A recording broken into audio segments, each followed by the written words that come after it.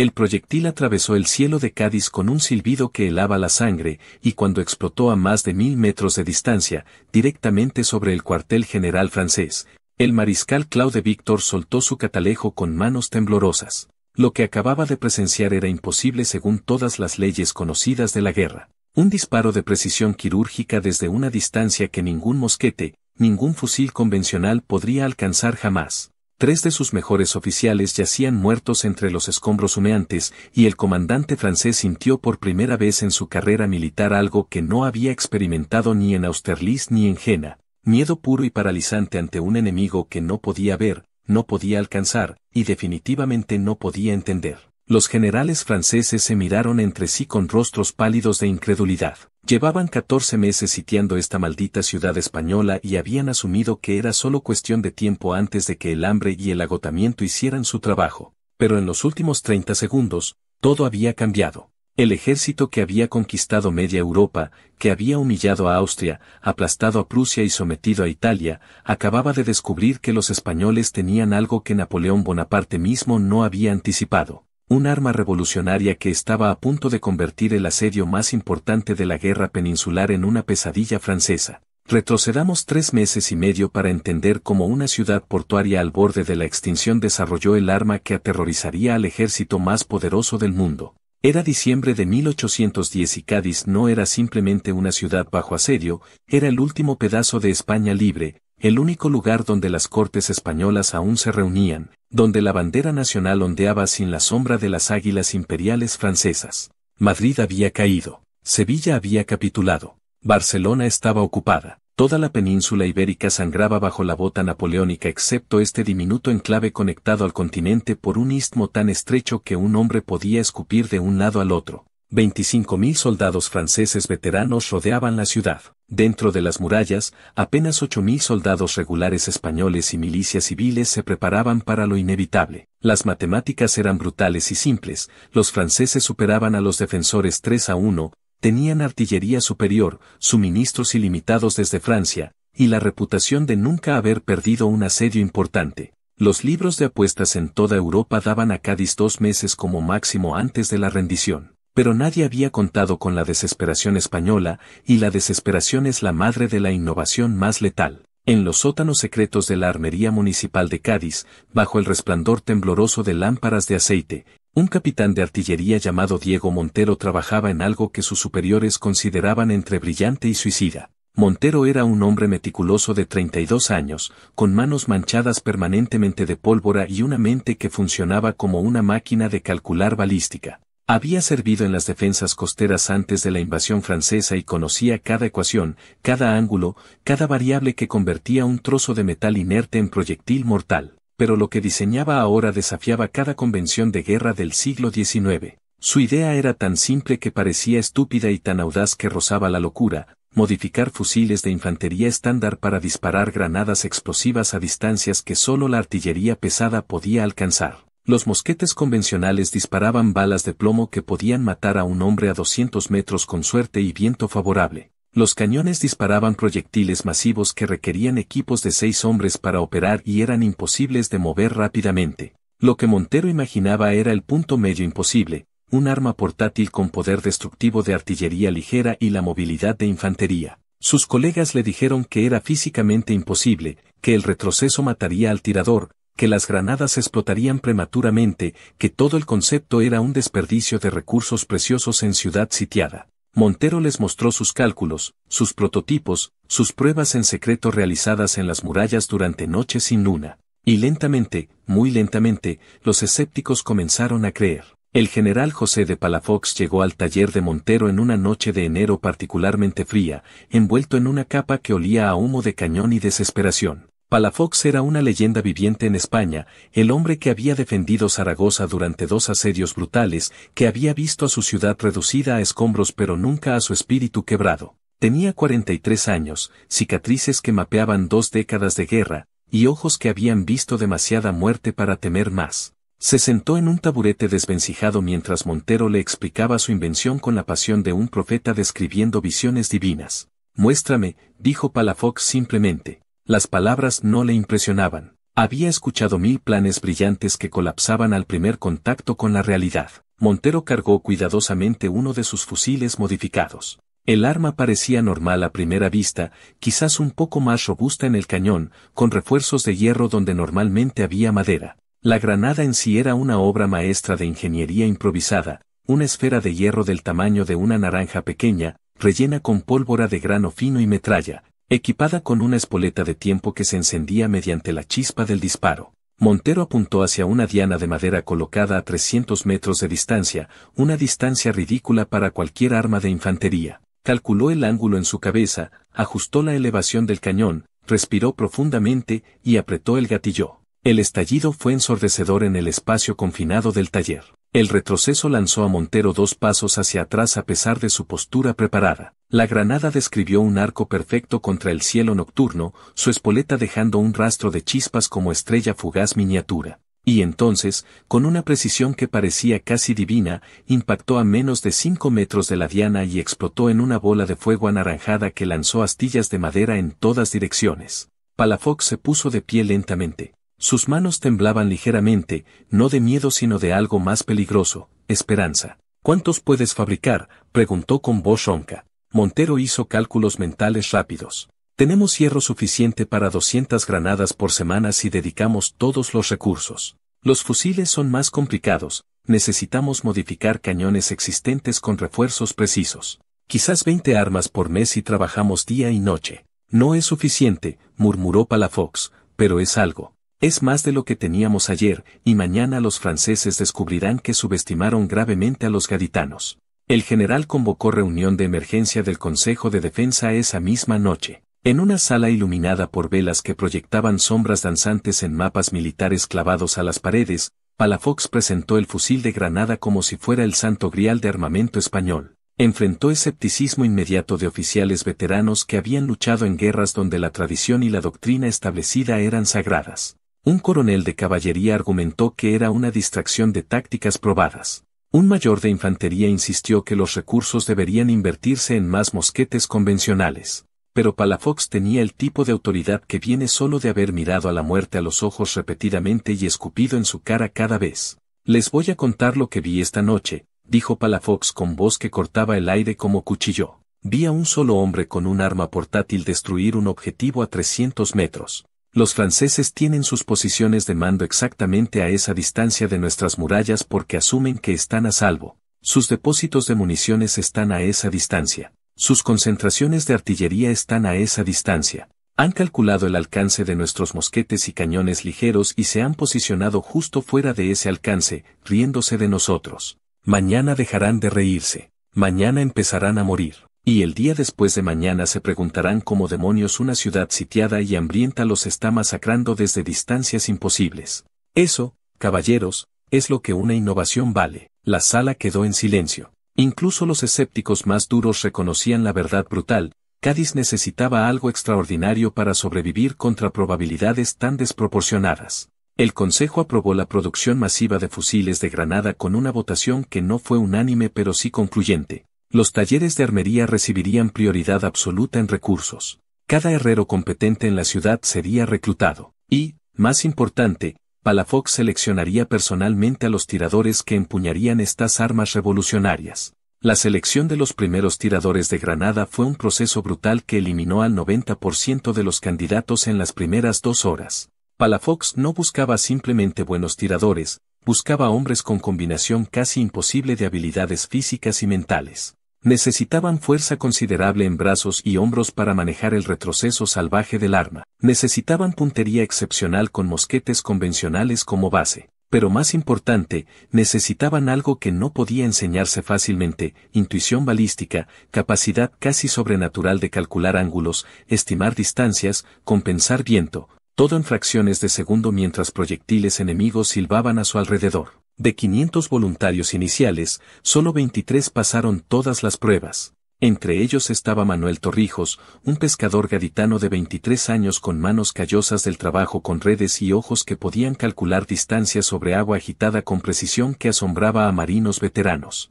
Torrijos había crecido en estas murallas, había jugado entre sus piedras como niño, conocía cada grieta y recoveco como conocía las líneas de su propia mano. Cuando Palafox le entregó personalmente uno de los primeros fusiles de Granada, Torrijos lo aceptó con reverencia de alguien recibiendo reliquia sagrada. «Este fusil puede salvar Cádiz», le dijo Palafox mirándolo directamente a los ojos. «O puede explotarte en la cara si no lo respetas». Torrijos asintió lentamente, sintiendo el peso del arma en sus manos, peso que era tanto física como responsabilidad aplastante. El entrenamiento comenzó en una sección aislada de las fortificaciones orientales, lejos de ojos curiosos franceses. Montero dirigía personalmente cada sesión con precisión de maestro artesano enseñando arte delicado. El fusil de Granada no funcionaba como mosquete normal, explicaba una y otra vez. La bala de mosquete volaba en trayectoria relativamente plana. La granada describía arco parabólico pronunciado. Tenían que reaprender todo lo que sabían sobre tirar, abandonar instintos desarrollados con armas convencionales, abrazar física completamente diferente. Los primeros días fueron desastres humillantes. Granadas volaban demasiado lejos, cayendo inofensivamente en terreno vacío. Otras caían cortas, explotando peligrosamente cerca de las propias murallas. Una espoleta defectuosa causó detonación prematura que hirió gravemente a 2 tiradores y casi mató a Montero mismo. Pero gradualmente, dolorosamente, con determinación nacida de saber que sus vidas y las de toda la ciudad dependían de dominar esta arma, los tiradores comenzaron a mejorar. Torrijos demostró talento natural casi sobrenatural. En su tercera semana de entrenamiento logró 5 impactos consecutivos en objetivo a 350 metros, hazaña que dejó a Montero literalmente sin palabras por varios minutos. ¿Cómo demonios estás calculando eso?, preguntó finalmente el capitán. Torrijos se encogió de hombros con modestia campesina. No lo sé exactamente, admitió. Es como estimar dónde caerá red en el mar. Siento el viento, veo la distancia, y mi cuerpo simplemente sabe el ángulo necesario. Mientras los tiradores entrenaban en secreto,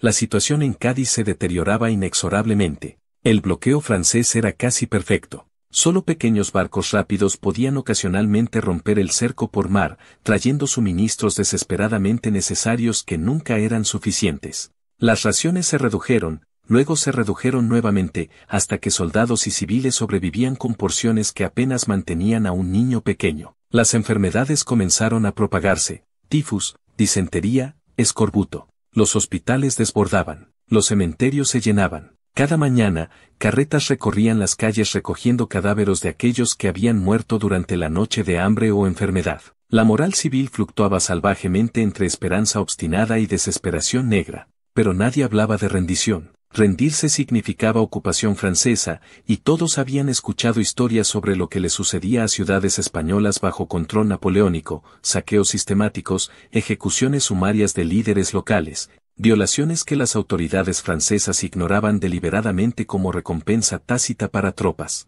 Cádiz prefería morir de hambre antes que abrir sus puertas a ese destino. En el campamento francés, el mariscal Víctor enfrentaba sus propios problemas, aunque infinitamente menos severos. El asedio estaba durando mucho más de lo anticipado. Napoleón enviaba mensajes cada vez más hostiles desde París exigiendo resultados. Otros generales franceses en España necesitaban desesperadamente las tropas atascadas frente a Cádiz. Y lo más frustrante de todo, los españoles simplemente se negaban a comportarse según las reglas civilizadas de guerra europea, no capitulaban cuando estaban claramente derrotados. No negociaban términos de rendición honorables, simplemente continuaban resistiendo con obstinación que Víctor encontraba simultáneamente admirable y exasperante. El comandante francés ordenó intensificación gradual del asedio. Más artillería fue trasladada desde otras regiones. Baterías de cañones pesados comenzaron bombardeo constante de las murallas de Cádiz, disparando día y noche en turnos rotatorios diseñados para no dar respiro a los defensores.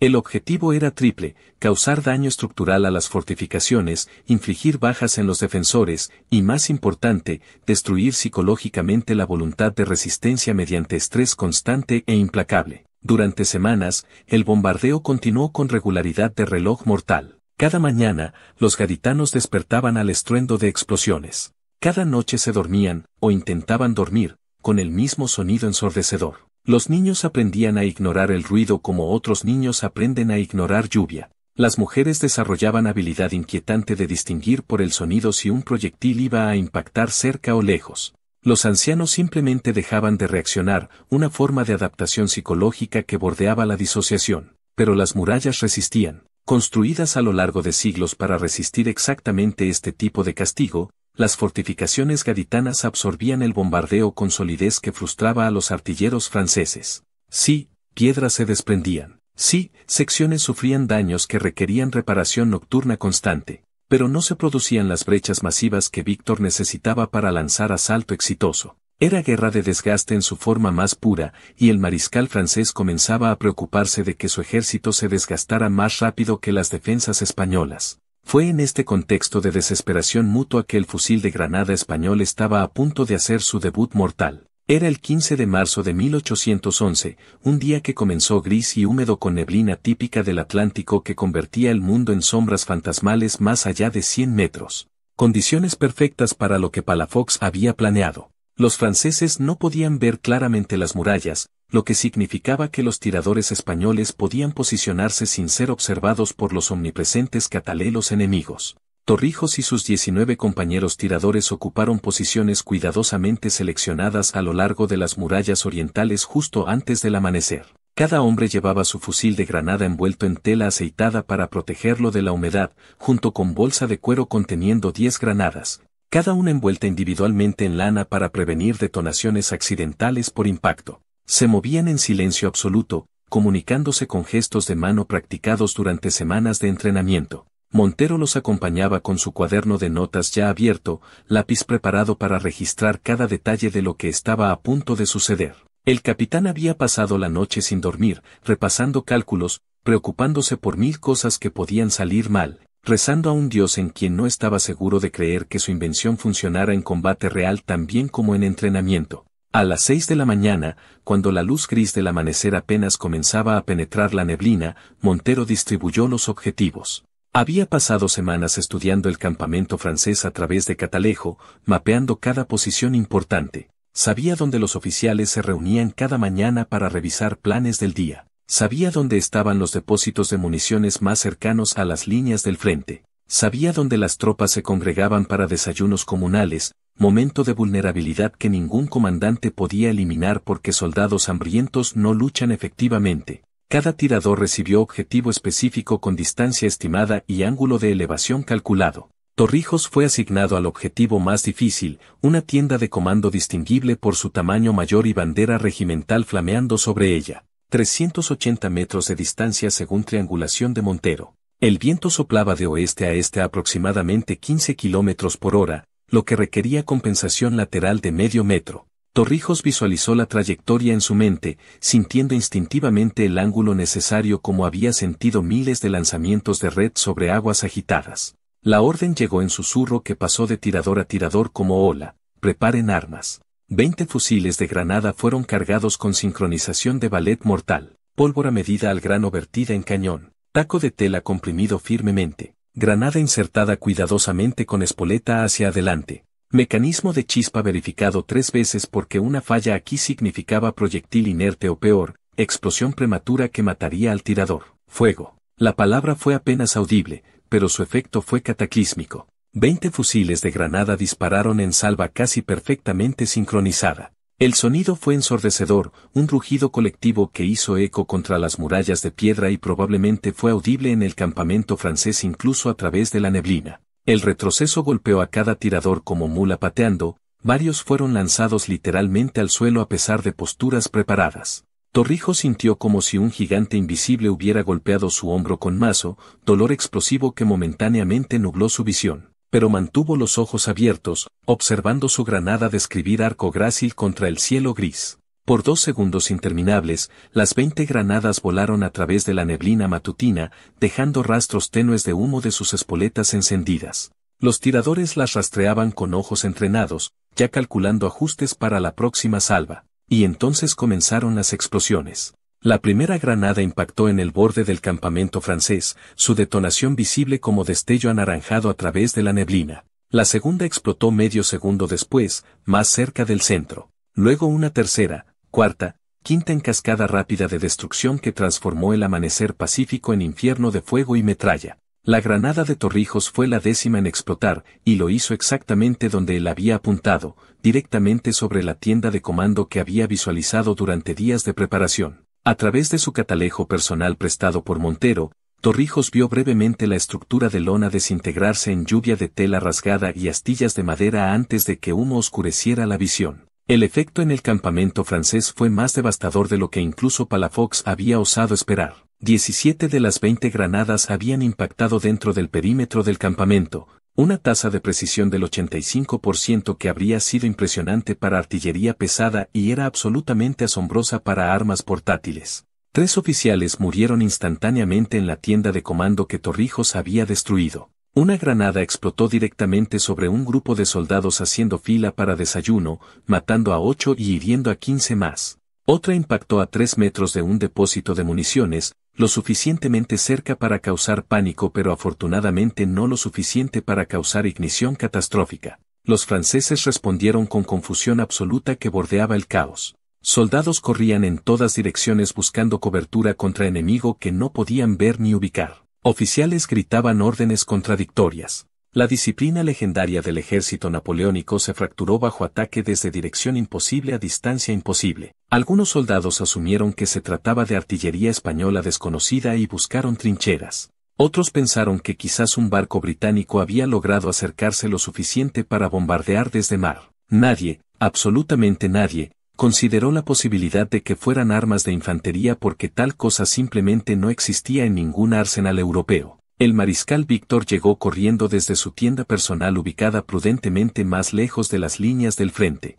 Su rostro normalmente compuesto mostraba expresión que sus subordinados nunca habían visto antes, miedo genuino mezclado con incredulidad total. ¿Qué demonios fue eso?, rugió a su estado mayor. Los oficiales intercambiaban miradas desconcertadas. Nadie tenía respuestas, solo teorías cada vez más improbables. Un general de división sugirió que quizás los británicos habían entregado en secreto artillería nueva a los españoles. Otro especuló que tal vez se trataba de cohetes experimentales, aunque ninguno había visto jamás cohetes con tal precisión. Un tercer oficial, más imaginativo o más desesperado que los demás, propuso que quizás los españoles habían desarrollado algún tipo de catapulta superpotente. Víctor escuchaba con creciente irritación. Sus generales, hombres que habían luchado en Austerlitz y Jena, sonaban como escolares confundidos inventando explicaciones para fenómeno que no comprendían. Envíen equipos de reconocimiento, ordenó bruscamente. Quiero saber exactamente qué nos golpeó, desde dónde vino,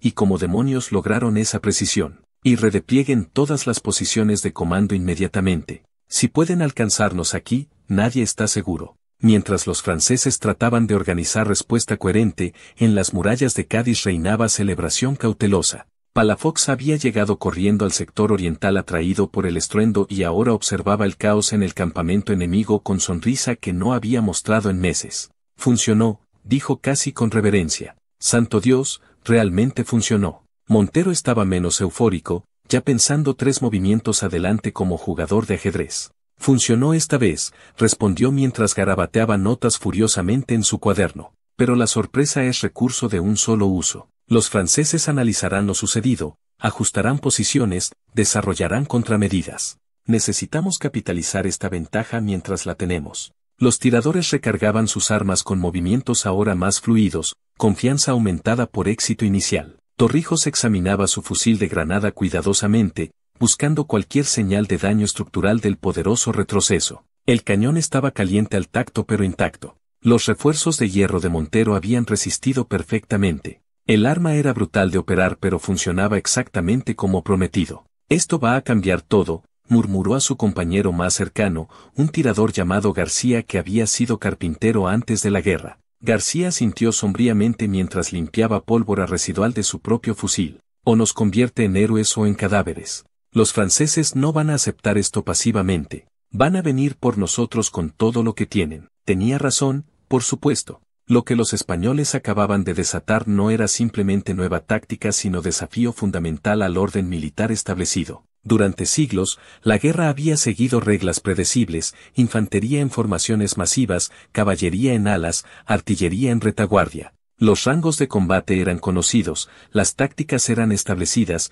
generales podían predecir con razonable certeza cómo se desarrollaría una batalla. El fusil de granada español había lanzado toda esa predictibilidad por la ventana. La noticia de la nueva arma española se extendió por el campamento francés con velocidad del fuego en bosque seco. Los soldados rasos, que no tenían acceso a explicaciones oficiales, creaban sus propias teorías cada vez más elaboradas. Algunos susurraban que los españoles habían hecho pacto con el diablo para obtener armas infernales. Otros especulaban que brujas gitanas habían maldecido proyectiles franceses para volverse contra ellos. Los más racionales pero no menos preocupados simplemente concluían que ya no existía posición segura en el asedio, que podían morir en cualquier momento desde distancia imposible sin siquiera ver al enemigo. La moral, ya erosionada por meses de asedio frustrante, comenzó a desplomarse peligrosamente. Las deserciones aumentaron. En la semana siguiente a la primera salva de fusil de Granada, 23 soldados franceses abandonaron sus posiciones bajo cobertura de oscuridad, arriesgando ejecución sumaria por deserción porque parecía preferible a morir por explosión invisible desde cielo. Esto era particularmente problemático porque muchos de los desertores no eran franceses étnicos sino tropas de territorios conquistados, alemanes, italianos, polacos, forzados al servicio napoleónico que tenían poca lealtad personal al emperador en París. Víctor intentó contrarrestar la erosión moral con medidas draconianas. Cualquiera atrapado hablando negativamente sobre capacidades españolas sería azotado públicamente. Centinelas atrapados durmiendo serían ejecutados sin corte marcial. Desertores capturados serían fusilados inmediatamente en presencia de sus regimientos como advertencia. Pero el terror como herramienta motivacional tiene límites, especialmente cuando los hombres ya están aterrorizados por enemigo externo. Los días siguientes establecieron patrón mortal que definiría las siguientes semanas del asedio. Los españoles disparaban salvas de fusil de granada en momentos impredecibles, desde posiciones cambiantes constantemente a lo largo de las murallas.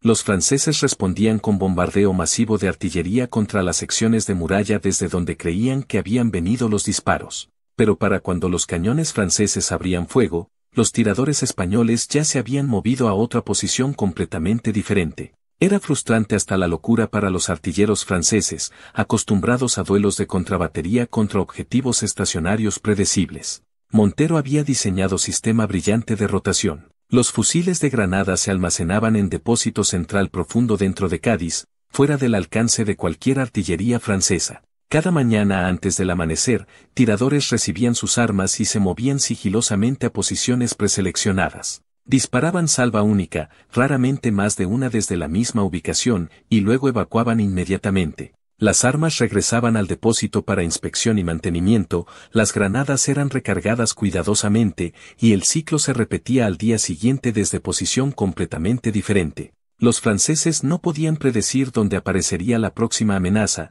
lo que magnificaba enormemente el impacto psicológico del arma. El 18 de marzo, Víctor intentó operación audaz para capturar uno de los fusiles de Granada. Había enviado espías a Cádiz durante meses, algunos disfrazados como refugiados españoles, otros como pescadores supuestamente leales a Francia. Estos informantes reportaron ubicación aproximada de los depósitos de armas españoles. El mariscal ordenó incursión nocturna con 200 voltigeurs, infantería ligera de élite entrenada en operaciones especiales. El plan era simple en conceptos y suicida en ejecución. Bajo cobertura de bombardeo de distracción masivo en sector occidental de murallas, los voltigeurs asaltarían sector oriental con escalas, penetrarían la ciudad brevemente, localizarían y capturarían al menos un fusil de granada, y se retirarían antes de que defensores españoles pudieran organizar respuesta efectiva. Víctor sabía que las bajas serían horrendas, probablemente 50% o más, pero la inteligencia sobre el arma española valía ese precio en sangre. A las 2 de la mañana del 18 de marzo, 40 cañones franceses abrieron fuego simultáneamente contra el sector occidental de las murallas de Cádiz, el bombardeo más intenso hasta la fecha. Las explosiones iluminaban la noche como relámpagos artificiales, el estruendo era tan constante que se fusionaba en rugido continuo que hacía sangrar los oídos. Bajo esta cobertura ensordecedora, los voltigeurs avanzaron hacia el sector oriental llevando escalas de asalto, cuerdas con ganchos, hachas para romper puertas. Eran los mejores soldados que Víctor tenía, veteranos con docenas de batallas en su historial, hombres que habían asaltado posiciones defensivas desde Lisboa hasta Moscú. Se movían con eficiencia silenciosa de cazadores profesionales acechando presa mortal. Pero Palafox no había sobrevivido 2 asedios de Zaragoza siendo predecible. Había anticipado exactamente este tipo de operación y había preparado trampa devastadora. Los españoles fingieron estar completamente distraídos por el bombardeo occidental, las tropas corriendo visiblemente en esa dirección como si respondieran a amenaza principal. Los centinelas en el sector oriental parecían laxos, menos alertas de lo normal. Los voltigeurs franceses lo interpretaron como señal de que su plan funcionaba perfectamente. Las primeras escalas tocaron las murallas orientales sin oposición. Los primeros soldados franceses comenzaron a escalar, movimientos practicados 1000 veces. Y entonces el infierno se desató. Torrijos y 40 tiradores de granada abrieron fuego desde posiciones ocultas a menos de 50 metros de distancia, prácticamente a quemarropa para estas armas. A tan corta distancia, las granadas no necesitaban arcos parabólicos complejos, volaban casi en línea recta como proyectiles de artillería, impactando con fuerza cinética brutal antes de explotar. El efecto sobre los voltigeurs agrupados al pie de las murallas fue apocalíptico. Cuerpos literalmente volaban por el aire desmembrados por explosiones. Metralla desgarraba a través de formaciones compactas, cada granada matando o hiriendo múltiples hombres. Las escalas de asalto fueron destrozadas en astillas. Los gritos de heridos competían con el ruido de explosiones continuas. En menos de 3 minutos, más de 60 voltigeurs estaban muertos o gravemente heridos. Los supervivientes rompieron formación y huyeron en desorden, abandonando heridos que gemían en la oscuridad, arrastrándose desesperadamente de regreso hacia líneas francesas. Los oficiales gritaban órdenes tratando de restaurar disciplina, pero sus voces se perdían en el caos. Algunos soldados simplemente se tiraron al suelo fingiendo estar muertos, esperando que oscuridad y confusión les permitieran sobrevivir hasta poder escapar. Otros corrían ciegamente sin dirección, pánico absoluto reemplazando entrenamiento militar. Fue masacre, simple y brutal, y envió mensaje inequívoco: los españoles no solo tenían nueva arma sino que sabían exactamente cómo usarla para efecto máximo. Víctor observaba desde su puesto de mando distante a través de catalejo, aunque la oscuridad y el humo limitaban severamente su visión. Pero no necesitaba ver detalles para comprender que su operación había fracasado catastróficamente. Las explosiones anaranjadas en el sector oriental, los gritos audibles incluso a esta distancia, la marea de soldados en retirada desordenada, todo confirmaba su peor pesadilla. El mariscal bajó su catalejo lentamente, rostro tallado en piedra para ocultar ira y frustración hirvientes. Hemos perdido 200 de nuestros mejores hombres, murmuró a su jefe de Estado Mayor, y no capturamos ni un solo maldito fusil. El oficial no respondió, sabiamente reconociendo que cualquier cosa que dijera solo enfurecería más al comandante. En las murallas de Cádiz, los tiradores de granada recargaban metódicamente, preparándose para segundas salvas y los franceses eran suficientemente locos para intentar otro asalto. Pero incluso a través de la oscuridad podían ver que el enemigo había tenido suficiente por esta noche. García miró a Torrijos con expresión que mezclaba triunfo y horror. Matamos a muchos, dijo quedamente. Demasiados. Torrijos entendía el conflicto. No sentía ningún amor por los franceses que habían invadido su país, violado su tierra, sitiado su ciudad. Pero era una cosa disparar granada a 300 metros contra objetivo abstracto, y otra completamente diferente ver cuerpos destrozados a 50 metros, escuchar gritos de hombres muriendo en agonía. La guerra a distancia permitía cierta disociación psicológica. La guerra de cerca era intensamente, brutalmente personal. No pienses en eso, aconsejó Torrijos, aunque sabía que era consejo imposible de seguir. Ellos habrían hecho lo mismo con nosotros sin dudarlo un segundo. Estamos defendiendo nuestros hogares. Ellos son invasores. Las palabras sonaban correctas pero se sentían inadecuadas ante realidad visceral de tanta muerte. Los días siguientes fueron los más tensos del asedio hasta la fecha. Víctor estaba bajo presión masiva desde París. Napoleón Bonaparte personalmente había enviado mensaje exigiendo resultados inmediatos o reemplazo de comandante. El emperador no aceptaba excusas, no le importaban las circunstancias atenuantes, solo quería victorias. Y Cádiz, maldita ciudad obstinada, continuaba resistiendo contra todas las probabilidades racionales. El mariscal convocó consejo de guerra con todos sus generales de división y brigadieres. Necesito opciones, declaró sin preliminares. No me digan por qué algo no puede hacerse, díganme cómo vamos a romper este asedio antes de que Napoleón envíe a alguien más para reemplazarnos a todos. El silencio que siguió era tenso. Finalmente, un general de división llamado Jean-Baptiste Bayat se aclaró la garganta. Propongo bombardeo de saturación absoluta, dijo con voz firme. Concentramos toda nuestra artillería pesada, 80 cañones o más, en un solo sector de muralla de no más de 200 metros de anchura. Bombardeamos continuamente durante 72 horas sin pausa. No tratamos de preservar municiones, no nos preocupamos por desgaste de cañones, simplemente arrojamos todo lo que tenemos contra ese sector hasta que colapse completamente. Luego asaltamos con 10.000 hombres en oleadas continuas. Los españoles no pueden defender brecha de 200 metros contra esos números, no importa qué armas tengan. Víctor consideraba la propuesta. Era brutalmente simple, astronómicamente costosa en términos de municiones, y probablemente resultaría en bajas masivas incluso si funcionaba. Pero tenía ventaja de ser factible con recursos disponibles y no requería sutileza táctica compleja que aparentemente no funcionaba contra estos españoles infernalmente ingeniosos. ¿Cuántas bajas estimadas?, preguntó Víctor.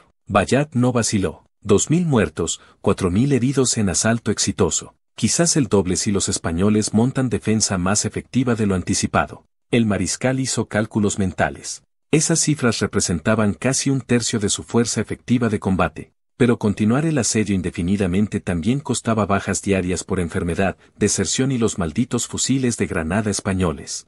Y si fallaba en tomar Cádiz, su carrera militar estaba terminada de todos modos. Aprobado, dijo Víctor finalmente. Comiencen preparativos inmediatamente. Quiero que el bombardeo inicie dentro de 48 horas. Y encuentren voluntarios para unidades de asalto, soldados que entiendan que están embarcándose en misión casi suicida pero potencialmente decisiva para el resultado de toda la campaña española. La noticia del bombardeo planeado llegó a Cádiz a través de red de espías que Palafox había cultivado meticulosamente. Un simpatizante español trabajando como cocinero en el campamento francés logró pasar mensaje a través de contacto en las líneas de suministro. El general español leyó el informe de inteligencia con expresión sombría. Van a golpearnos con todo lo que tienen, anunció al Consejo de Defensa. Bombardeo masivo concentrado en un solo sector para crear brecha, luego asalto en masa. Es táctica clásica de asedio y honestamente, si ejecutan correctamente, probablemente funcionará. Los oficiales presentes intercambiaron miradas preocupadas.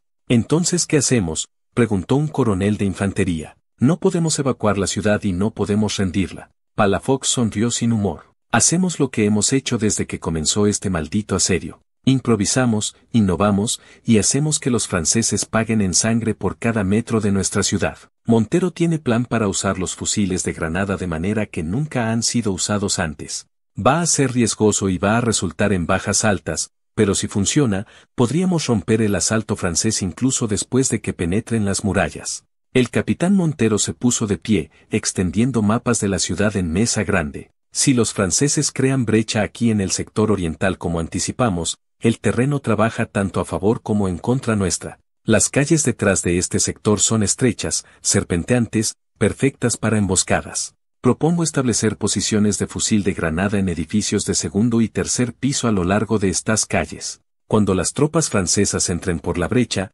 estarán canalizadas por el terreno urbano. Nuestros tiradores pueden golpearlos desde arriba con granadas, causando bajas masivas en espacios confinados donde no pueden dispersarse. Es táctica de guerrilla urbana adaptada a nuestra arma única. Los oficiales estudiaban los mapas con creciente comprensión. Era brillante en su simplicidad, convertir la brecha de ventaja francesa en trampa mortal usando exactamente el terreno que los invasores tendrían que cruzar. Pero todos también reconocían el peligro. Los tiradores estarían peligrosamente cerca del combate cuerpo a cuerpo, vulnerables si sus posiciones eran descubiertas e invadidas. Necesitaremos infantería de apoyo en cada posición de tirador, observó un mayor. Soldados con bayonetas para proteger a los granaderos si los franceses alcanzan los edificios. Y necesitaremos rutas de escape preparadas, agregó otro oficial. Si una posición se vuelve insostenible, los tiradores tienen que poder retirarse a segunda línea defensiva. Palafox asentía a cada sugerencia, la planificación tomando forma orgánicamente a medida que oficiales experimentados aportaban su experiencia.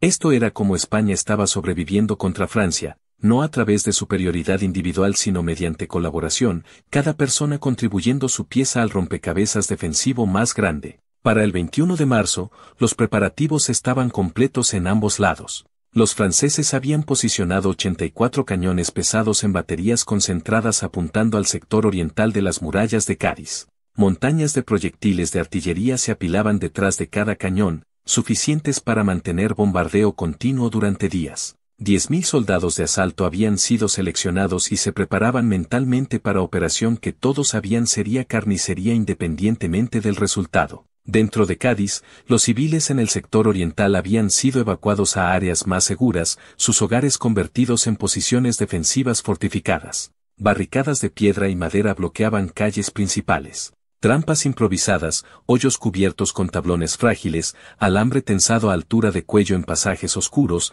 eran instaladas por milicianos que conocían cada centímetro de su ciudad, y en edificios cuidadosamente seleccionados, Torrijos y sus compañeros tiradores preparaban posiciones de combate que probablemente serían sus tumbas si todo salía mal. El bombardeo comenzó exactamente a mediodía del 22 de marzo con rugido que podía escucharse hasta Gibraltar a más de 100 kilómetros de distancia. 84 cañones disparando en secuencia escalonada creaban trueno continuo que literalmente hacía vibrar el suelo. Los proyectiles, bolas de hierro macizo de 24 libras principalmente, golpeaban las murallas con impactos que desprendían nubes de polvo de piedra. El ruido era más allá de ensordecedor, era físicamente doloroso, presión de onda de sonido que hacía sangrar narices y oídos. Los defensores españoles en el sector objetivo fueron evacuados inmediatamente. No había punto en mantener posiciones que estaban siendo literalmente pulverizadas. La sección de muralla de 200 metros de anchura que los franceses habían seleccionado comenzó a mostrar daño significativo en las primeras 2 horas. Piedras se desprendían, secciones de almenas colapsaban, grietas aparecían en la mampostería centenaria. Para el anochecer del primer día, la muralla había perdido aproximadamente 1 metro de altura en algunos puntos. Los cañones franceses no se detuvieron con la oscuridad. Artilleros trabajaban en turnos de 6 horas, manteniendo ritmo constante de fuego. Las explosiones iluminaban la noche como amanecer artificial continuo. Nadie en Cádiz durmió esa noche, el ruido hacía imposible incluso el intento. Madres abrazaban a niños aterrorizados. Ancianos rezaban en iglesias que temblaban con cada impacto. Soldados revisaban armas repetidamente, acción nerviosa sin propósito real más que dar a manos temblorosas algo que hacer. El segundo día del bombardeo, la muralla comenzó a ceder más dramáticamente. Una sección de 20 metros de anchura colapsó completamente en avalancha de piedra y mortero, creando rampa de escombros que tropas de asalto podrían escalar. Los franceses ajustaron fuego para ampliar la brecha, concentrando proyectiles en los bordes para debilitar secciones adyacentes. Para el mediodía del segundo día, la brecha había crecido a 30 metros. Para el anochecer, 40 metros.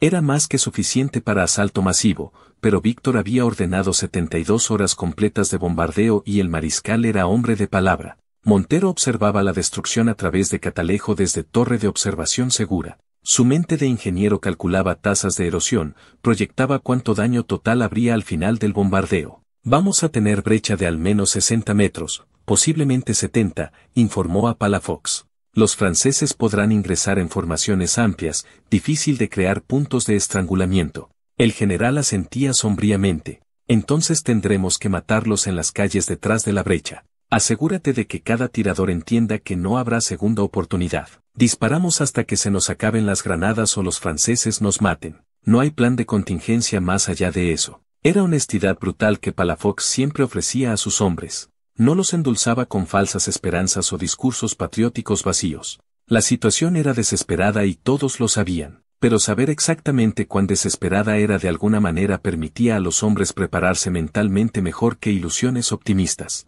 La noche del 24 de marzo, mientras el bombardeo continuaba sin piedad, Torrijos escribió carta a su madre. Llevaba papel doblado en bolsillo durante semanas, esperando momento apropiado que finalmente había llegado. Querida madre, garabateaba con lápiz bajo luz temblorosa de vela. Si estás leyendo esto, significa que no sobreviví la batalla que vendrá mañana. Quiero que sepas que no tuve miedo, bueno, eso es mentira, estaba aterrorizado, pero no dejé que el miedo me detuviera de hacer lo que tenía que hacerse. Cádiz es nuestra ciudad, nuestro hogar. Los franceses no tienen derecho a estar aquí. Si algunos de nosotros tienen que morir para mantenerlos fuera, entonces que así sea. Estoy orgulloso de haber sido seleccionado como tirador de granada. Hemos hecho cosas que historiadores escribirán sobre ellas algún día, aunque probablemente nadie nos creerá. Dile a María que la amé, que pensé en ella cada día, que si hay vida después de esta, la esperaré allí. Cuida de ti misma. Vive lo suficiente para ver España libre nuevamente.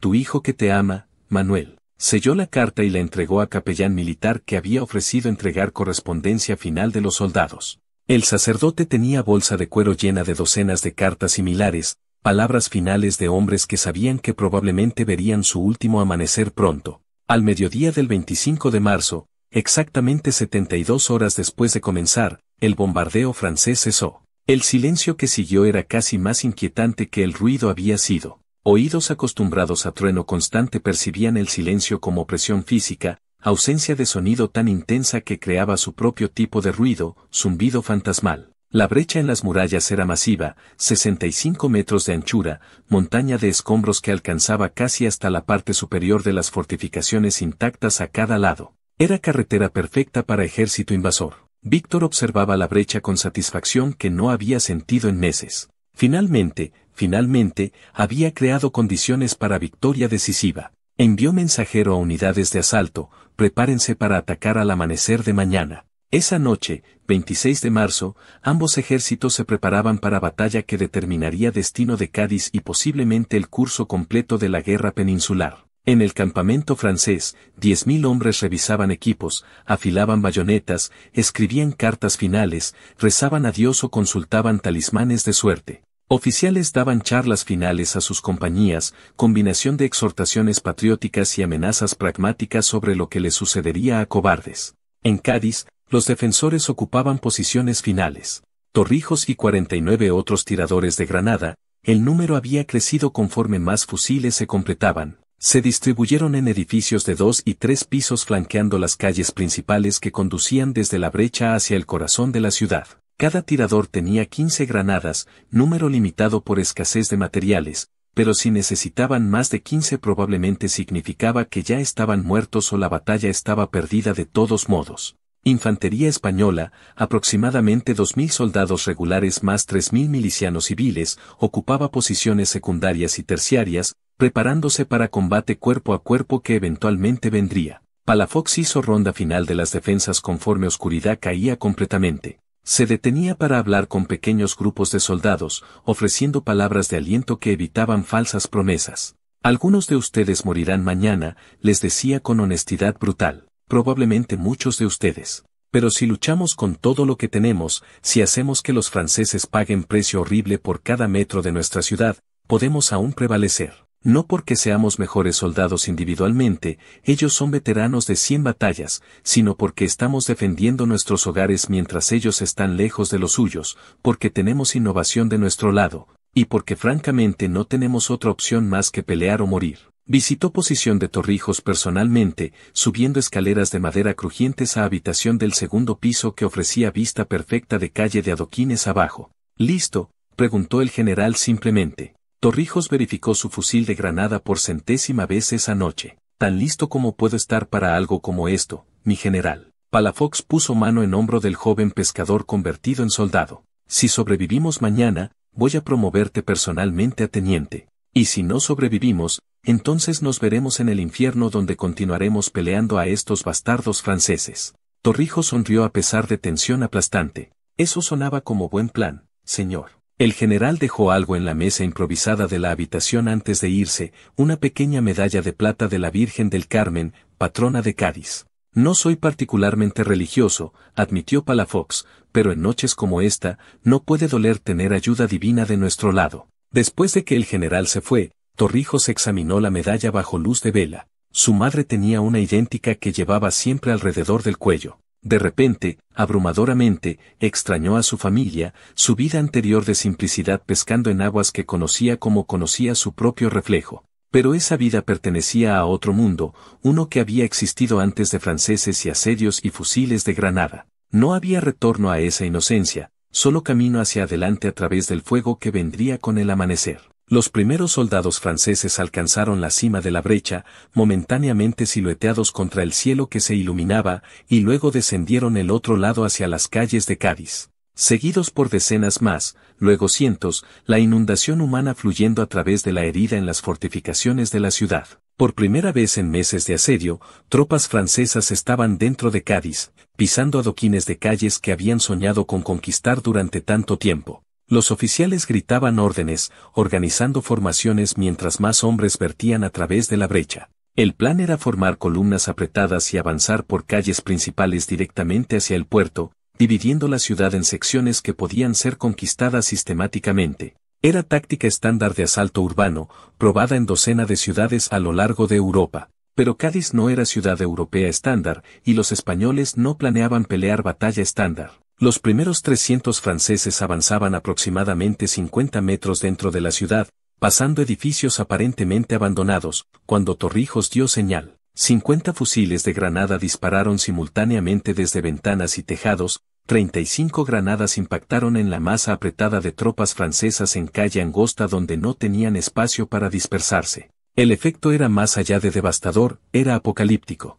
Explosiones resonaban entre paredes de piedra, amplificando poder destructivo. Metralla rebotaba en adoquines y muros, fragmentos mortales sin escape posible. La columna francesa desintegró en masa caótica de muertos, heridos y aterrorizados. Hombres sin heridas físicas quedaban temporalmente sordos o aturdidos por concusiones. Oficiales trataban de restablecer orden pero no podían hacerse escuchar sobre gritos de heridos y tintineo de oídos de sobrevivientes. Y antes de que pudieran reagruparse, segunda salva de granadas cayó sobre ellos. Los tiradores españoles recargaban con velocidad nacida de meses de práctica obsesiva. Otras 30 granadas explotaron en misma zona de matanza confinada, multiplicando la carnicería. La calle estaba cubierta de cuerpos, charcos de sangre mezclándose con polvo para crear barro rojizo. Algunos heridos intentaban arrastrarse hacia seguridad pero no había seguridad, ningún lugar fuera del alcance de granadas que caían del cielo como ira divina. Los franceses que aún podían moverse retrocedieron hacia la brecha,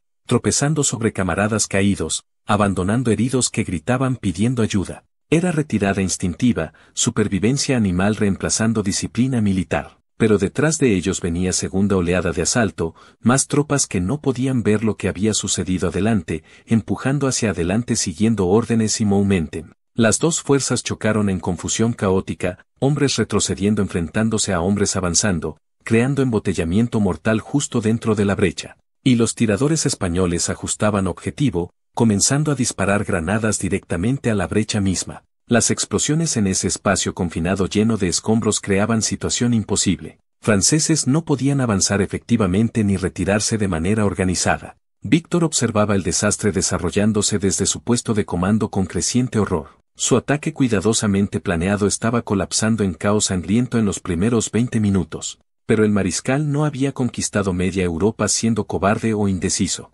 Comprometer reservas, ordenó abruptamente. Todas las reservas, todo a la vez. Abrumamos sus posiciones mediante números absolutos. Si perdemos 2 hombres por cada español, aún tenemos más hombres que ellos. 4.000 soldados franceses adicionales comenzaron a avanzar hacia la brecha, oficiales empujándolos literalmente hacia adelante, amenazando con disparar a cualquiera que vacilara. Era táctica brutal pero efectiva nacida de desesperación. Los números comenzaron a contar. No importaba cuán efectivos fueran los fusiles de granada, los tiradores españoles solo podían disparar cierta cantidad por minuto. Solo tenían cantidad finita de granadas. Y los franceses seguían viniendo en oleadas aparentemente interminables. Tercera, cuarta, quinta oleadas absorbían castigo horrible pero seguían avanzando, pisando literalmente sobre cuerpos de camaradas. Algunos edificios donde tiradores españoles estaban posicionados fueron identificados y asaltados por tropas francesas. Combate cuerpo a cuerpo estalló en escaleras y habitaciones, bayonetas contra sables, mosquetes disparados a centímetros de distancia.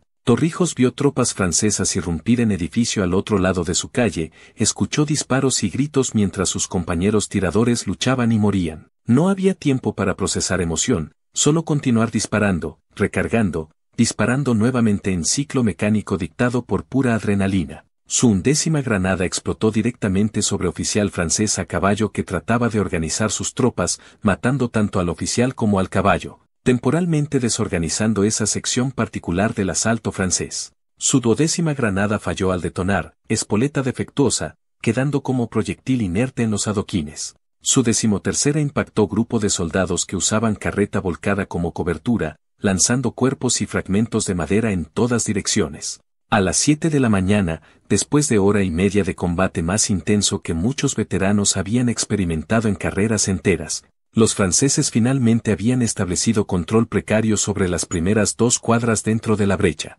Pero habían pagado precio espantoso, más de 2.000 bajas entre muertos y heridos gravemente. El avance había costado casi un soldado por metro ganado, tasa de desgaste que ningún ejército podía sostener por mucho tiempo. Torrijos estaba en su última granada cuando escuchó grito desde abajo, franceses en la planta baja. Su corazón se hundió. Había temido este momento, sabiendo que eventualmente vendría. Miró a soldados de infantería españoles que habían estado asignados para proteger su posición, vio en sus rostros la misma comprensión de que tiempo se había acabado. Última granada, entonces nos vamos, dijo Torrijos simplemente. Apuntó cuidadosamente, eligiendo concentración más densa de tropas francesas visible desde su ventana. Disparó sintiendo retroceso familiar golpear su hombro magullado una última vez, viendo su granada describir arco corto y explotar satisfactoriamente en medio de enemigos. Una de las granadas almacenadas había detonado, posiblemente por disparo perdido francés, posiblemente por espoleta defectuosa retardada.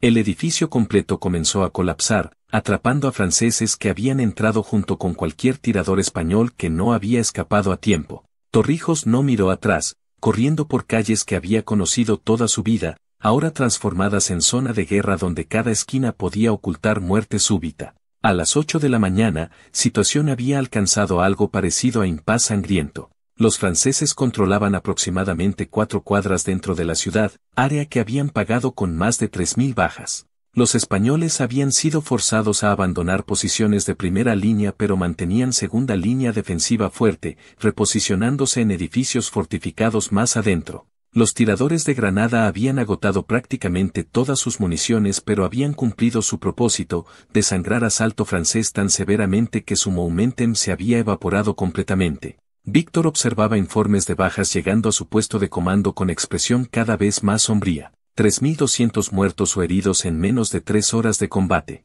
La mitad de su fuerza de asalto eliminada para ganar penetración insignificante en la ciudad. Y ahora sus comandantes en terreno reportaban que defensores españoles habían establecido nuevas posiciones fortificadas, que cada cuadra adicional costaría tanto como las primeras, que municiones estaban disminuyendo peligrosamente. El mariscal enfrentaba verdad terrible, incluso si eventualmente tomaba Cádiz, su ejército estaría tan devastado que sería incapaz de operaciones significativas durante meses. Y entonces llegó noticia que transformó cálculo estratégico completamente. Observador naval francés reportó velas en horizonte sur, flota británica aproximándose, al menos 12 navíos de línea más numerosos transportes. El almirante Cotton finalmente había respondido a meses de súplicas españolas de apoyo. La llegada de flota británica cambiaba todo. 12 navíos de guerra podían bombardear posiciones francesas desde mar con impunidad, cortando cualquier ruta de retirada por costa. Los transportes probablemente llevaban refuerzos, quizás 3.000 infantes de marina británicos que podían desembarcar y reforzar defensores gaditanos. Y lo más crítico, presencia naval británica garantizaba que Cádiz nunca podría ser completamente aislada, que suministros continuarían llegando indefinidamente. Víctor había apostado todo en operación de un solo golpe knockout. Había fallado. Continuar ahora significaba asedio prolongado que no podía ganar, enfrentando enemigo reforzado con su propio ejército gravemente debilitado. Era momento de decisión que definiría el legado del mariscal. Podía ser el general que tercamente persistió en operación fallida hasta destruir su ejército, o el general que reconoció realidad y preservó fuerzas para pelear otro día. La elección era obvia incluso si era amarga como hiel. Ordenen retirada general, dijo Víctor con voz cuidadosamente controlada que ocultaba tormenta de emoción debajo. Todas las tropas evacúan Cádiz inmediatamente. Establecemos nuevas líneas de asedio a 2 kilómetros de las murallas, fuera del alcance de esas malditas armas españolas. Y envíen mensaje a París informando que Cádiz no puede ser tomada con recursos actuales. Sus oficiales intercambiaron miradas incómodas. Todos sabían que este mensaje terminaría efectivamente la carrera de Víctor, posiblemente resultaría en corte marcial, pero nadie argumentó porque todos podían ver que alternativa era destrucción completa del ejército. La retirada francesa fue operación compleja ejecutada bajo fuego constante español. Tropas que habían penetrado la ciudad tenían que retroceder a través de mismo terreno mortal que habían cruzado durante asalto, ahora sembrado con cuerpos de camaradas y resbaladizo con sangre. Tiradores españoles, aunque sin granadas, aún tenían mosquetes convencionales y los usaban para hostigar retirada. Cada soldado francés que se movía demasiado lentamente, cada herido que intentaba arrastrarse hacia seguridad, se convertía en objetivo. No era crueldad gratuita sino realidad brutal de guerra de asedio donde ambos lados habían sido empujados más allá de misericordia convencional. Para mediodía del 27 de marzo, últimas tropas francesas habían evacuado Cádiz. Dejaron atrás más de 1000 muertos que no pudieron recuperar, cientos de heridos demasiado graves para mover que gemían en agonía en calles ensangrentadas. Los españoles enviaron destacamentos médicos bajo banderas de tregua para recoger heridos franceses, gesto de humanidad básica que contrastaba marcadamente con salvajismo de la batalla misma.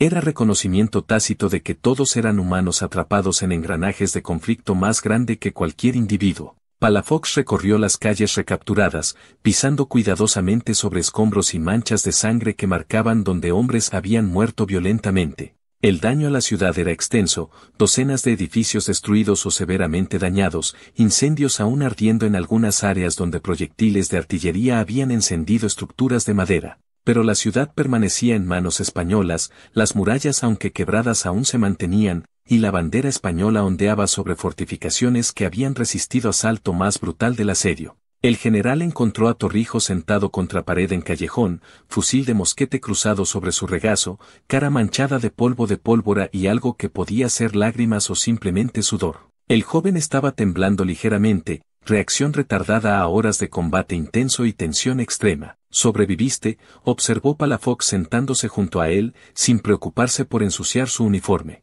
Torrijos asintió lentamente. No todos lo hicimos, murmuró. Vi a García morir cuando franceses irrumpieron en su edificio. Vi a Martínez volar en pedazos cuando Espoleta defectuosa detonó su granada prematuramente. Vi demasiada muerte, mi general, demasiada para un solo día. Palafox no tenía palabras reconfortantes fáciles porque no existían palabras que pudieran hacer esto mejor. Honramos su sacrificio sobreviviendo, dijo finalmente, continuando la lucha que ellos comenzaron, asegurando que sus muertes tuvieron significado. No es suficiente, lo sé. Nunca es suficiente, pero es todo lo que tenemos. Se sentaron en silencio por largo tiempo, dos hombres exhaustos por guerra que había robado tanto de ellos, unidos por experiencia compartida de haber mirado muerte a los ojos y de alguna manera sobrevivido un día más. La flota británica ancló en Bahía de Cádiz esa tarde, sus aparejos creando bosque de mástiles contra cielo de atardecer. El almirante Cotton desembarcó personalmente para reunirse con líderes españoles, trayendo no solo refuerzos militares sino también suministros cruciales, alimentos, medicina, municiones, pólvora para los fusiles de granada que habían probado ser tan devastadoramente efectivos. Su defensa ha sido extraordinaria, declaró Cotton en español fuertemente acentuado. Londres está asombrada. Wellington está impresionada. Toda Europa está hablando de cómo Ciudad Española rechazó al ejército napoleónico con innovación e ingenio. Han demostrado que Francia no es invencible, que resistencia organizada y determinación pueden prevalecer contra números superiores. Esta victoria resonará mucho más allá de estas murallas. Palafox aceptó elogios con modestia genuina. No fue solo innovación militar, explicó. Fue civiles reparando murallas cada noche bajo bombardeo. Fue herreros trabajando hasta colapsar fabricando granadas. Fue pescadores como Torrijos aplicando habilidades de sus oficios a guerra. Cádiz sobrevivió porque ciudad entera luchó, no solo soldados. Esa es lección que espero Francia aprenda. Pueden conquistar ejércitos pero no pueden conquistar pueblos que se niegan a rendirse. Los días siguientes fueron de recuperación lenta y evaluación sobria de costos. Conteo final de bajas españolas era aproximadamente 800 muertos, 1500 heridos, números devastadores para guarnición que no podía permitirse pérdidas. Pero bajas francesas eran mucho peores, más de 3500 muertos o heridos, casi 40% de fuerza de asalto. Era diferencial que hacía imposible para Víctor intentar otro asalto similar sin refuerzos masivos que Napoleón, cada vez más comprometido en Europa Oriental,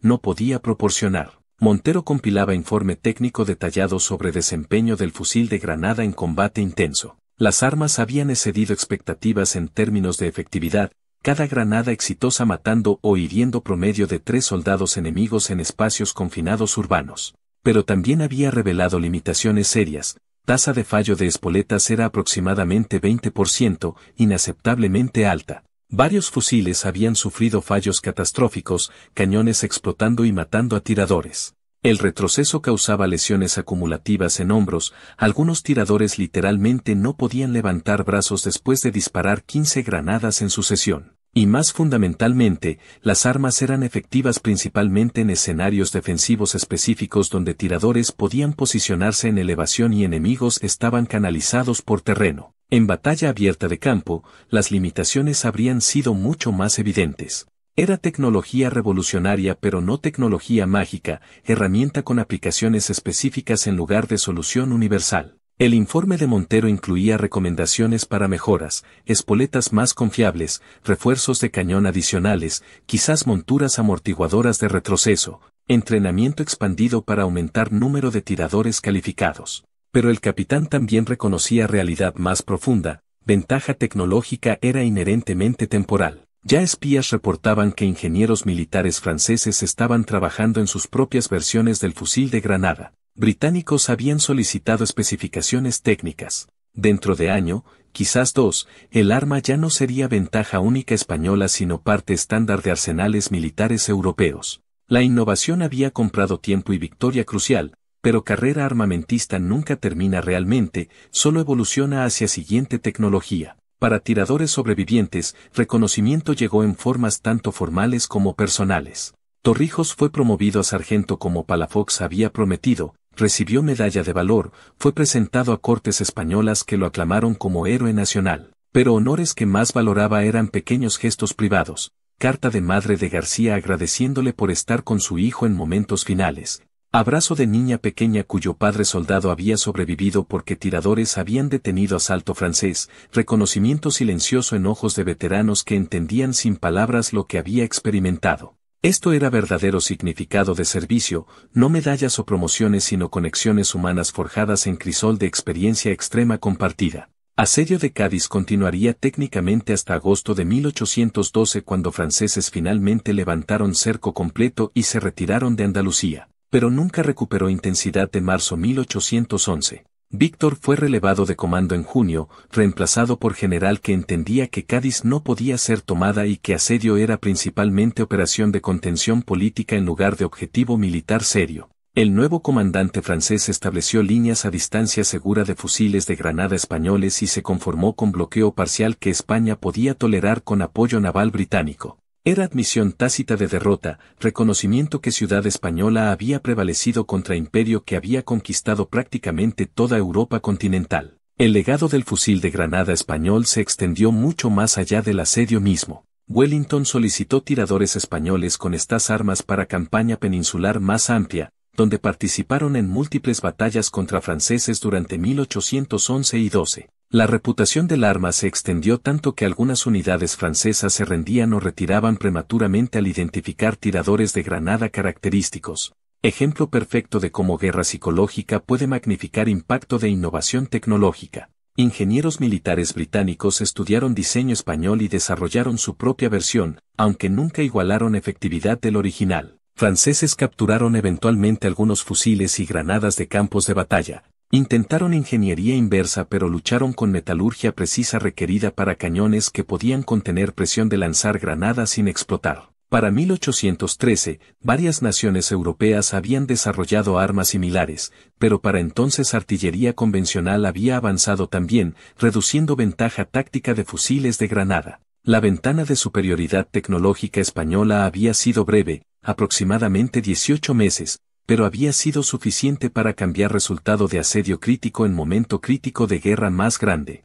Montero continuó innovando durante el resto de guerra, diseñando mejoras a fortificaciones, desarrollando nuevas mezclas de pólvora, experimentando con cohetes militares que nunca fueron tan exitosos como fusiles de granada pero mostraban su creatividad incansable. Después de guerra, publicó tratado técnico sobre balística de armas portátiles que se convirtió en texto estándar en academias militares españolas durante décadas. Murió en 1828, relativamente olvidado por público general pero recordado con reverencia por comunidad pequeña de ingenieros militares que apreciaban su genio. Palafox se convirtió en figura legendaria en España, celebrado tanto por Zaragoza como por Cádiz, elevado a nobleza, consultado por gobiernos sucesivos sobre asuntos militares. Pero nunca realmente dejó atrás los asedios. Veteranos reconocían mirada en sus ojos, peso de haber comandado hombres en situaciones donde decisiones correctas aún resultaban en muertes masivas.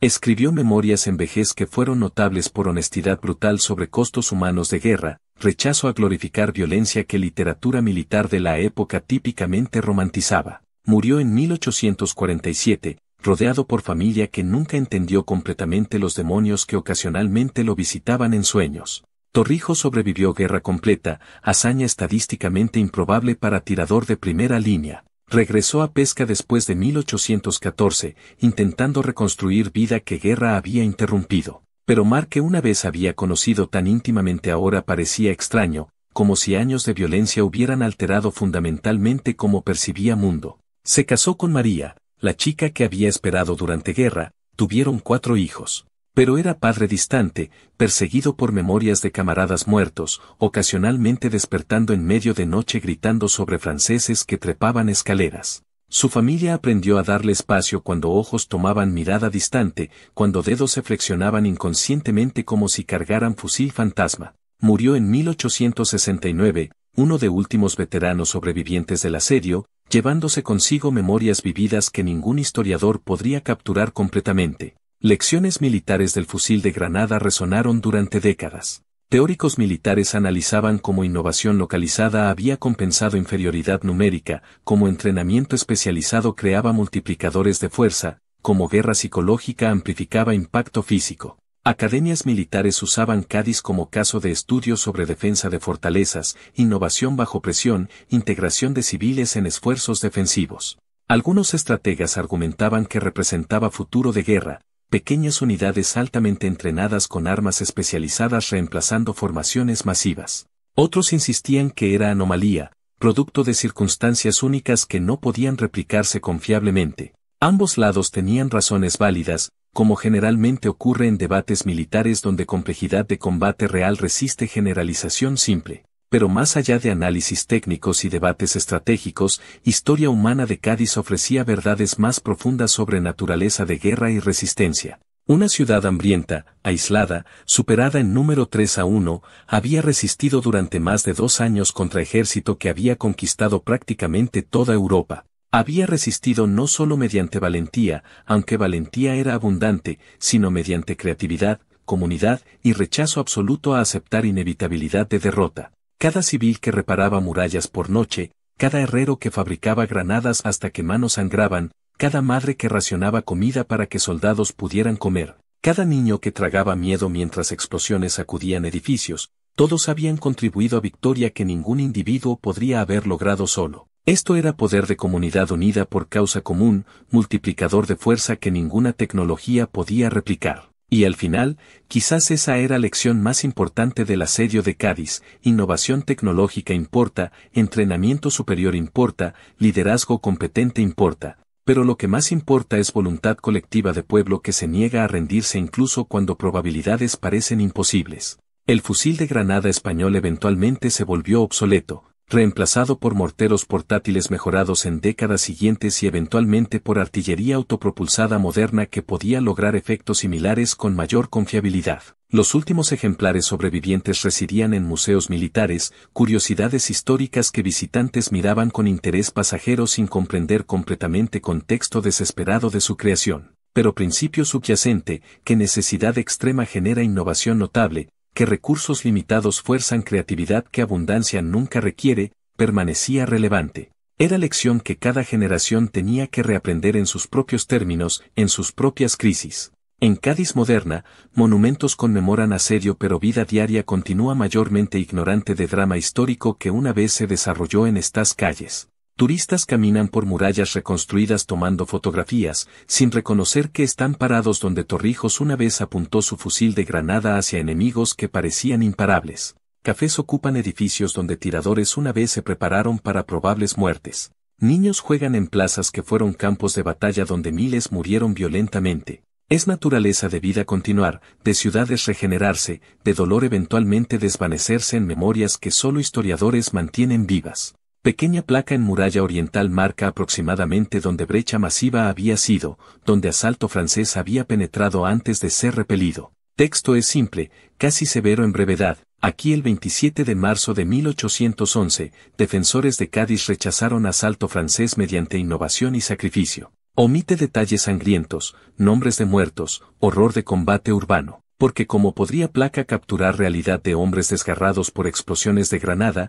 edificios colapsando sobre ocupantes, desesperación de última posición defensiva donde retirada significaba perder ciudad entera. Historia destila eventos complejos en narrativas simples porque mentes humanas no pueden procesar peso completo de trauma colectivo sin simplificación protectora. Pero para aquellos dispuestos a mirar más profundamente, a leer relatos de testigos presenciales donde aún existen, a contemplar realmente qué significaba vivir bajo asedio durante 2 años, lecciones más matizadas emergen. Guerra no es solo tácticas y tecnología sino también psicología, comunidad, resistencia humana bajo estrés extremo. Victoria no es solo resultado militar sino también preservación de valores, identidades, autonomía que personas consideran dignas de morir defendiendo. Y sacrificio no es concepto abstracto sino realidad concreta de individuos específicos, Manuel Torrijos y miles como él, quienes escogieron quedarse y luchar cuando escape era imposible y derrota parecía probable. Estos hombres no eran superhéroes de películas modernas, invulnerables y confiadamente victoriosos. Eran personas ordinarias aterrorizadas que temblaban antes de batalla, que lloraban por camaradas perdidos, que cuestionaban si causa valía precio incluso mientras continuaban pagándolo. Su heroísmo no era ausencia de miedo sino acción a pesar de miedo paralizante. Era tipo de valor que sociedad raramente reconoce porque es incómodo, complejo, teñido con trauma que preferimos no contemplar. El análisis militar frío confirma que fusil de granada español fue innovación significativa pero no decisiva por sí sola en guerra peninsular más amplia. Wellington derrotó a franceses mediante combinación de superioridad naval británica, guerrillas españolas que hostigaban líneas de suministro, compromisos excesivos de Napoleón en múltiples frentes, y serie de victorias de campo de batalla donde fusiles de granada jugaban roles menores si alguno. Cádiz fue victoria importante simbólicamente y estratégicamente al inmovilizar tropas francesas, pero no cambió fundamentalmente equilibrio de poder en península. Francia eventualmente perdió España debido a factores que trascendían cualquier arma o batalla individual. Pero enfocarse solo en análisis estratégico de alto nivel pierde textura humana que hace historia significativa más allá de ejercicio académico. Para personas de Cádiz en 1811, su ciudad era universo completo. Su supervivencia o destrucción era todo lo que importaba. Fusil de granada no era estadística en narrativa más grande sino diferencia entre vida y muerte, libertad y ocupación, preservación o aniquilación de todo lo que conocían y amaban. A esa escala personal, la innovación fue absolutamente decisiva. Cambió destino de ciudad específica en momento específico, y ese cambio importó infinitamente a individuos específicos cuyas vidas fueron salvadas o destruidas por resultado. Esta tensión entre significado personal y significado histórico más amplio permanece sin resolver en cómo entendemos guerra. Historiadores correctamente analizan patrones amplios, movimientos de ejércitos, factores económicos, desarrollos tecnológicos. Pero riesgo de esta perspectiva es deshumanizar conflicto, transformar personas en estadísticas, sufrimiento en datos. Cada una de esas 3.500 bajas francesas era persona con familia que lloraba su pérdida. Cada uno de los 800 defensores españoles muertos dejaba vacío específico en comunidad que lo conocía como individuo en lugar de número. Historia militar es simultáneamente sobre grandes patrones y tragedias personales incontables, y cualquier narrativa que ignora cualquier aspecto falla en capturar verdad completa. Y aquí entramos a territorio incómodo que relato histórico generalmente evita, cuestionamiento de si toda esta violencia, heroísmo, sacrificio fue justificado o necesario en primer lugar. Narrativa convencional celebra resistencia española contra ocupación francesa como lucha de liberación claramente justificada, y ciertamente hay mérito en esta perspectiva. Napoleón era invasor, España tenía derecho a autodeterminación, resistencia contra conquista imperial es moralmente defendible. Pero esta narrativa limpia omite complejidades morales que atormentan cualquier examen honesto de guerra. Los soldados franceses que murieron en calles de Cádiz, ¿eran realmente malvados o simplemente hombres ordinarios atrapados en sistema militar que no escogieron, siguiendo órdenes que no cuestionaron, muriendo por causas de emperador que nunca habían conocido? Muchos ni siquiera eran franceses étnicos sino conscriptos de territorios conquistados, alemanes, italianos, polacos, forzados a servicio bajo amenaza de ejecución por deserción. Eran simultáneamente víctimas y perpetradores, complejidad moral que resistencia heroica española raramente contempla. Y que de costo para Cádiz mismo, 2 años de hambre, enfermedad, bombardeo constante, trauma psicológico que afectó generación entera. 800 soldados muertos, miles de civiles muertos por privación, hambre, enfermedad exacerbada por condiciones de asedio. Edificios destruidos, economía devastada, memorias de horror que perseguirían sobrevivientes por décadas. ¿Fue preservación de autonomía española en esta ciudad específica suficiente justificación para tal precio? Pregunta no tiene respuesta simple porque requiere calcular valor de libertad política contra costo de sufrimiento humano, y no existe métrica objetiva para tal cálculo. Diferentes personas razonables alcanzarán conclusiones diferentes basadas en valores fundamentales sobre qué hace vida digna de vivirse. Esta ambigüedad moral no niega valentía de defensores de Cádiz o injusticia de invasión francesa, pero sí complica narrativa de gloria limpia que sociedad prefiere cuando recuerda conflictos pasados. Guerra real es moralmente confusa, llena de injusticias en todos lados, produciendo sufrimiento que afecta tanto a virtuosos como a malvados, dejando trauma que persiste mucho después de tratados de paz son firmados. Reconocer esta complejidad no es cinismo sino honestidad necesaria si queremos aprender algo útil de historia más allá de entretenimiento o propaganda nacionalista. Y es aquí donde perspectiva religiosa genuina, no culturalmente cristianizada sino radicalmente centrada en enseñanzas de Jesús, ofrece crítica fundamental de toda empresa militar incluyendo defensas heroicas que celebramos.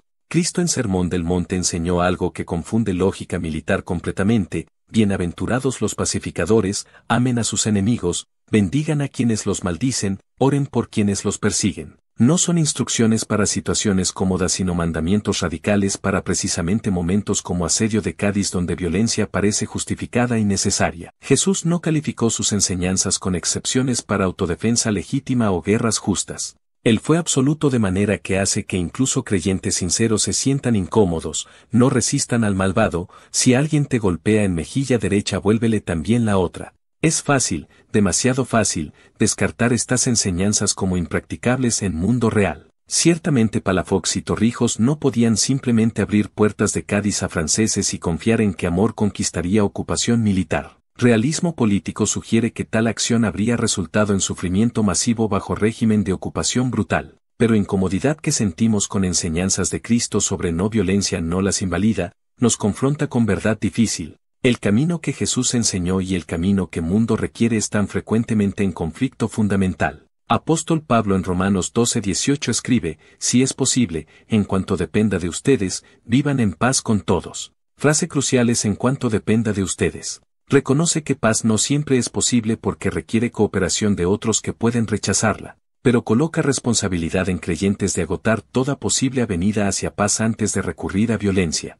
Y honestamente, en contexto de guerras napoleónicas, ¿cuántas avenidas diplomáticas fueron genuinamente agotadas antes de que matanza comenzara? Napoleón era ciertamente agresor, pero sistema de guerra endémico en Europa del siglo XIX significaba que conflicto militar era respuesta predeterminada a disputas políticas. Cultura había normalizado guerra hasta punto donde alternativas pacíficas ni siquiera eran seriamente consideradas. Esto no excusa invasión francesa de España, pero sí cuestiona si ciclo de violencia generando más violencia podía haber sido roto en punto más temprano con voluntad política suficiente. La realidad incómoda es que guerra genera trauma intergeneracional que siembra semillas de conflictos futuros. Soldados franceses que sobrevivieron Cádiz regresaron a Francia con odio hacia españoles. Españoles que sobrevivieron asedio transmitieron resentimiento hacia franceses a sus hijos.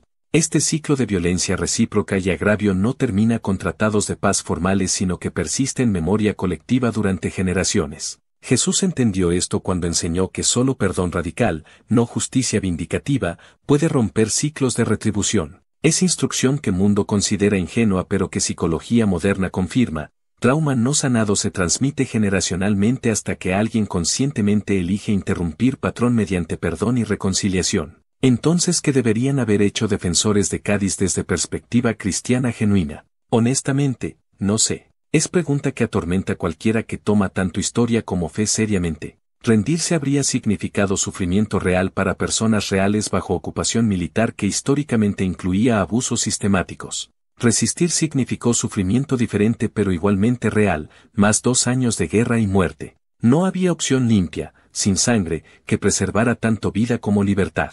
Y quizás esa es precisamente el punto. Vivimos en mundo caído donde pecado estructural, sistemas de violencia y dominación construidos durante siglos, crean situaciones donde todas las opciones disponibles involucran algún nivel de compromiso moral. Esto no excusa violencia pero sí reconoce realidad trágica de condición humana después de Edén. En tales situaciones, lo mejor que podemos hacer es elegir opción menos mala mientras lamentando que tal elección sea necesaria y trabajar incansablemente hacia mundo donde tales elecciones ya no sean requeridas.